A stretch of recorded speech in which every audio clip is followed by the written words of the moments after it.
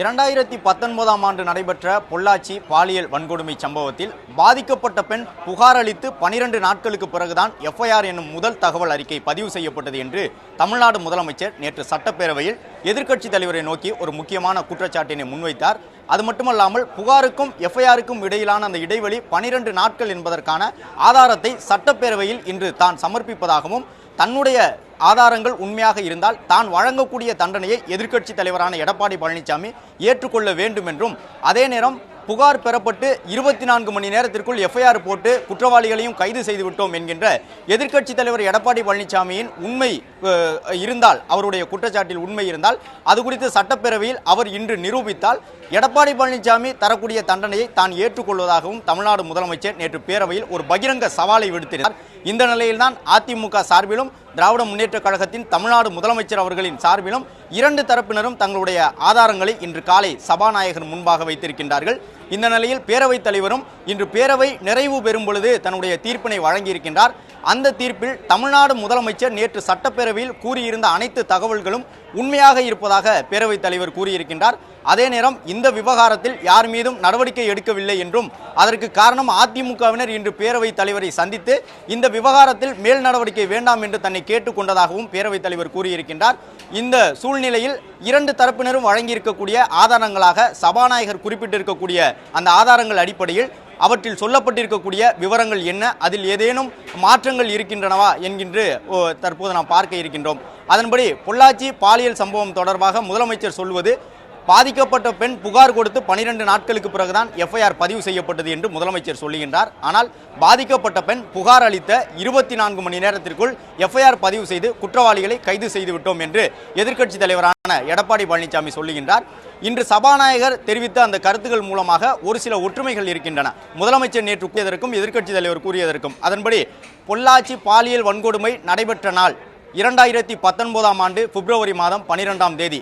இதை இருவரும் ஏற்றுக்கொள்கின்றார்கள். முதலமைச்சர் சொல்லக்கூடிய தகவலும் அதுதான், எடப்பாடி பழனிசாமி அவர்கள் சொல்லக்கூடிய தகவலும் அதுதான்.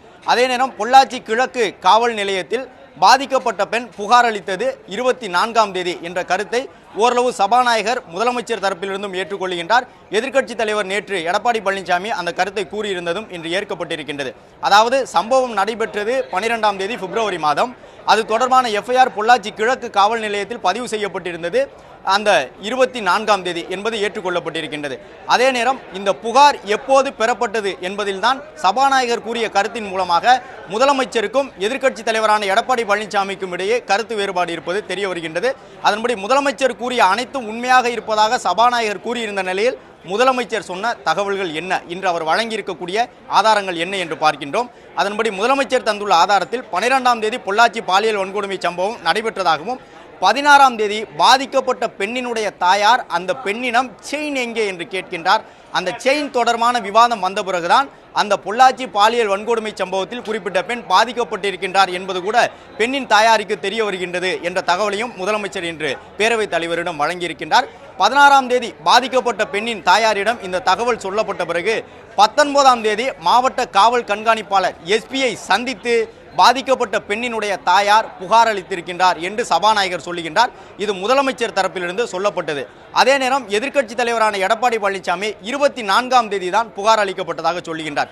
எனவே 19ஆ 24ஆ என்பதில் நமக்கு குழப்பம் ஏற்பட்டது.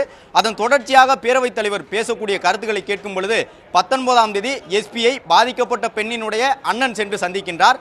எஸ்பி சம்பந்தப்பட்ட காவல் நிலையத்தை சென்று பாருங்கள், டிஎஸ்பியை சென்று பாருங்கள் என்று சொல்லுகின்றார்.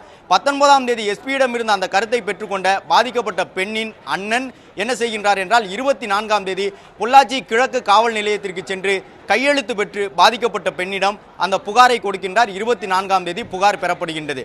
இந்த இடத்தில் தான் முரண்பாடு இருக்கின்றது.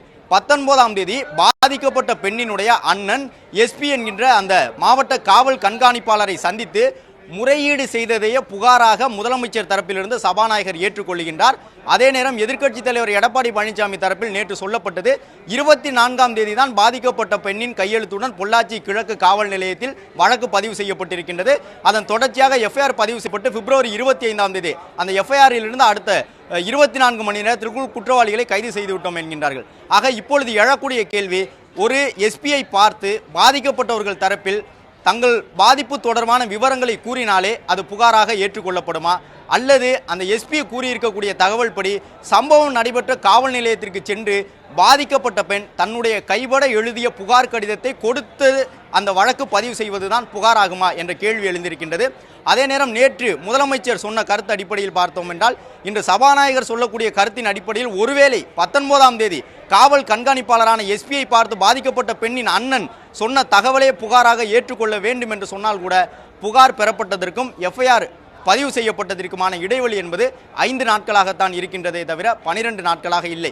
எனவே முதலமைச்சர் வழங்கியிருந்த தகவல் அடிப்படையில் பேரவைத் தலைவரான சபாநாயகர் அவர்கள் தெரிவித்திருக்கக்கூடிய கருத்துக்களில் எஃப்ஐஆருக்கும் அந்த புகார் பதிவு பெற்றதற்குமான இடைவெளி என்பது 5 நாட்களாகத்தான் இருக்கின்றது.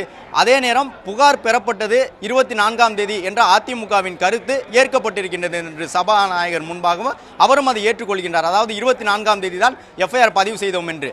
எனவே எஃப்ஐஆர் என்பது எப்போது பதிவு செய்யப்பட்டது, 19ஆ அல்லது 24ஆ என்பதில் சந்தேகம் இருக்கின்றது. ஒரு காவல் கண்காணிப்பாளரை பார்த்து தங்களுக்கு நடைபெற்ற குற்றம் தொடர்பாக முறையீடு செய்தாலே அதை புகாராக ஏற்றுக்கொள்ள வேண்டும் என்று சபாநாயகர் சொல்லுகின்றார்.